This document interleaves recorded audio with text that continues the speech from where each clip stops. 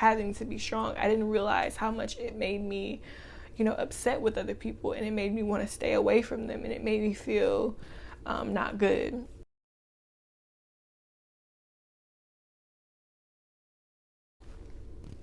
Hey family, so today we're going to be talking about being the strong friend, being in tune with your emotions, and crying.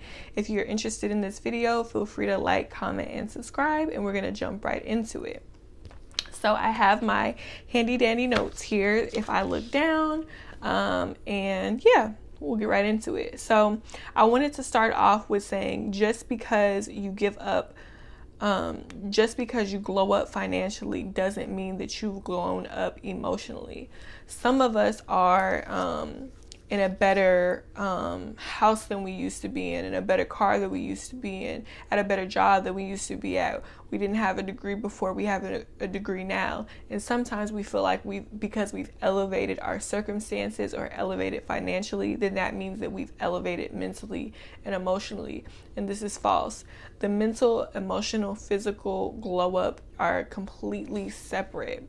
And I would say that having all of those things glow up at the same time is what's going to make you what's going to make you the best, most confident person that you can be.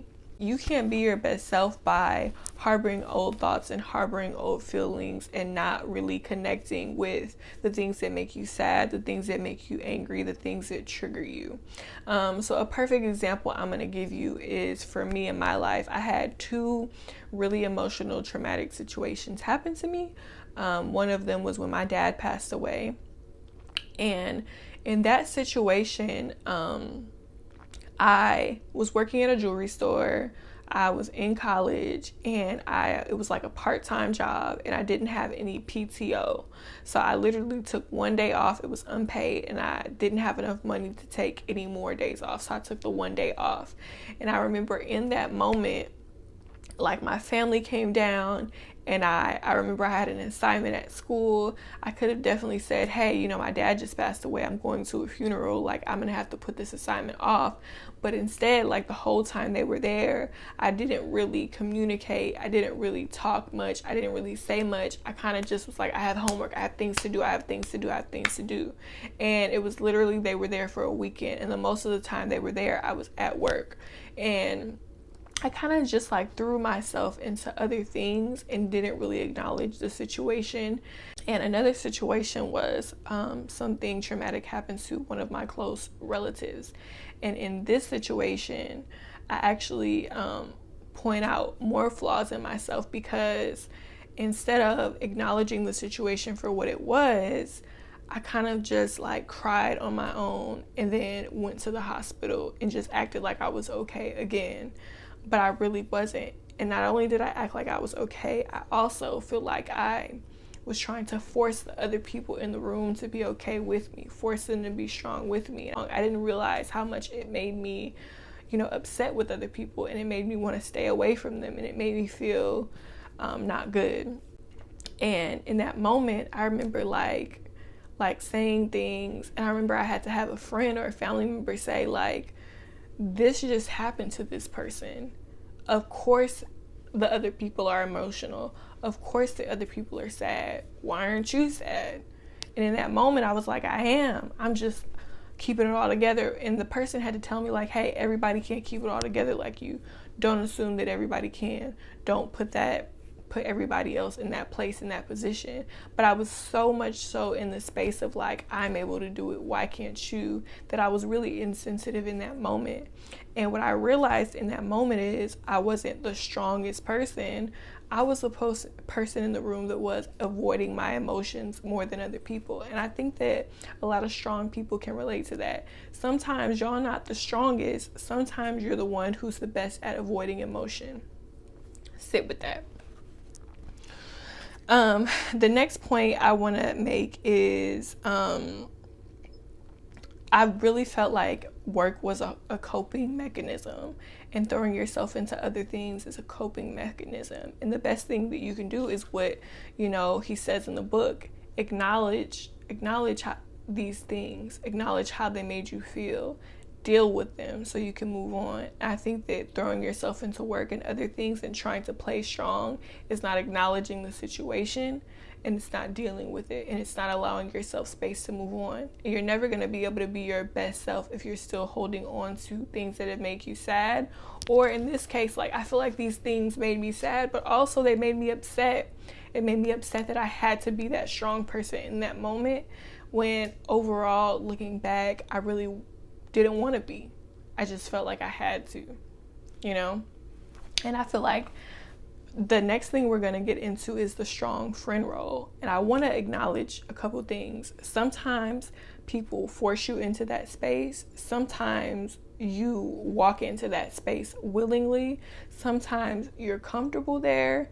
And sometimes you just need to take a step back. So just because you're that strong friend doesn't mean that somebody asks you to be that, and doesn't mean that somebody needs you to be that. And even if you are that person, you have to learn how to take a step back and put yourself first. So we're going to be talking about how to do that as the strong friend. So how to ditch the strong friend role. Some notes that I put here is not being a savior, not being a person with all the answers, not being a person that people can call on all the time. Like, every time somebody don't need to call on you with your problems. If people are dumping on you, you have to take a step back and realize how that's affecting you. And also ask yourself, why does this person feel comfortable enough to put all of their problems on me?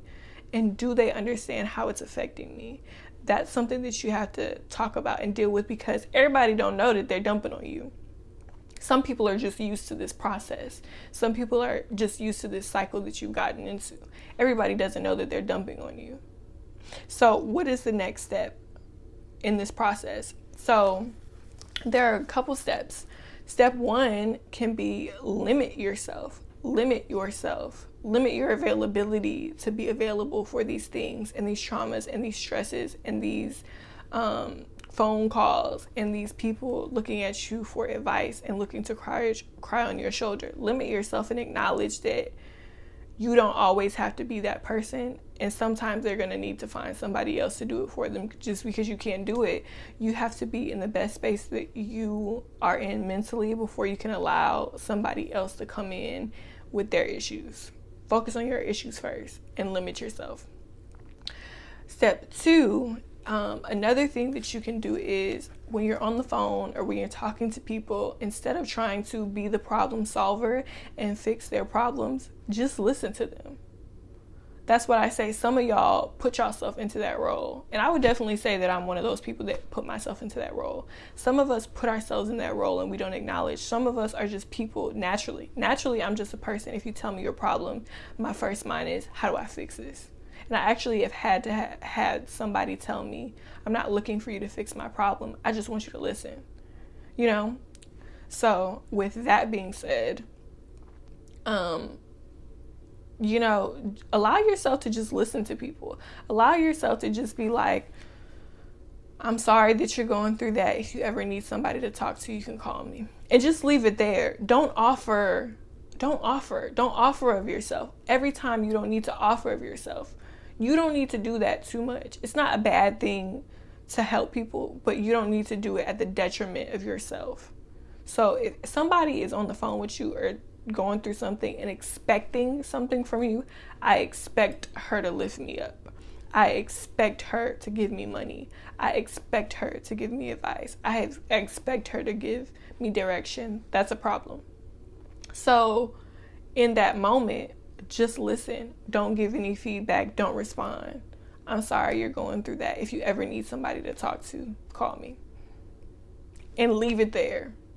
Don't add all the extras, because all the extras aren't always necessary. The next step is two things. The first thing is going to be just acknowledging the situation for what it is and saying, hey, you know, you call me a lot, you talk to me a lot, and every single time you call me, I feel like you need advice from me, or you're spilling all of your problems onto me. I don't have all the answers, and I just want you to know that. giving me all of your trauma and your drama is actually negatively affecting me. It's making me sad. It's making me feel depressed. I'm going to need you to watch the amount of times that you call me with your stress and with your drama. And say it in a nice way. I'm going to need you to just monitor how many things you tell me. You don't need to tell me everything. You don't need to tell me all your problems. I'm not going to be able to help you with all of them. And sometimes they stress me out. Sometimes they don't make me feel good. Sometimes they make me feel depressed. And do that and see if the individuals stop. Put yourself first. Limit yourself. But also, too, like when somebody come to cry on your shoulders, every time you don't have to have all the answers. Sometimes you cry with them. Cry with them. This is really sad. I'm going to cry with you. Or I always say this, pray for them. I'm going to pray for you. And I might pray for them right on the phone. And that's just something that I do naturally and all the time. I'm always praying for people. And I've come to the conclusion in life, I'm not in any position to save anybody or fix anybody's situation, but God is. So you told me your problems, I'll give them to God. You told me your problems, I'll give them to God. I'll pray for you over the phone right now. And that's how we can handle the situation. But we're not saving people anymore. And this is directly related to family and friends, but most importantly, family. But some friends too. You know, I've had a situation where somebody was just like down in the dumps talking about themselves bad. And they kind of looked at me. And they looked at me as if to say, make me feel better about myself.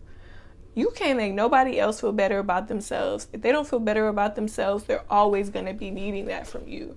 You don't want to get trapped in the cycle of somebody always needing you to make them feel better about themselves. That is a red flag. So these situations are difficult, especially when it comes to, you know, people close to you and personal relationships. But at the end of the day, you have to put yourself first and you have to understand how these things are affecting you. Depression is real. Anxiety is real. Suicide is real. All of these things are real. We only get one body to live in. We only get one brain. Protect your brain, protect your mind, protect your body. Pray for people. Give it to God. He can fix it. So as we're wrapping up the video, I think it's important to note that we should have a healthy balance of relationships, because some of y'all are watching this and you don't know that you're that person dumping on people. And you don't know that you're that bag lady walking around with all these bags and all these issues. And some people got to tell you about yourself. I've had people tell me about myself in many situations. But the important thing for you to know is I think it's important to have healthy relationships, but also an all-around circle. If you only got one friend, if you only got one family member, if you pouring all of your things out to your boyfriend, your husband, that is stressful. I think it's important to have a circle of friends, family members, co-workers, and then your relationship with your partner. Spread it out, baby. Spread it out.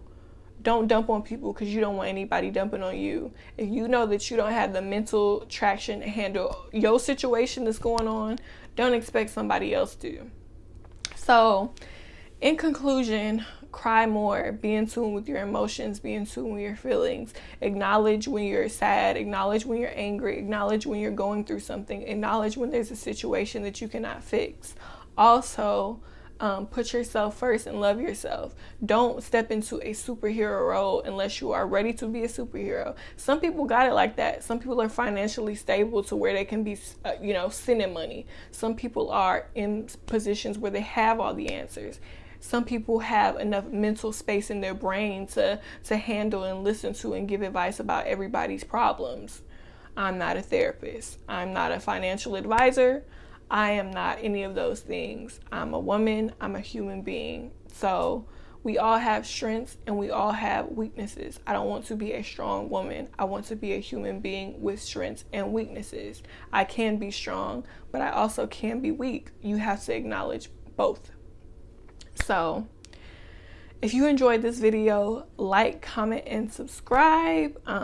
Feel free to jot down some tips down below. Really happy to speak with y'all. See you later, family.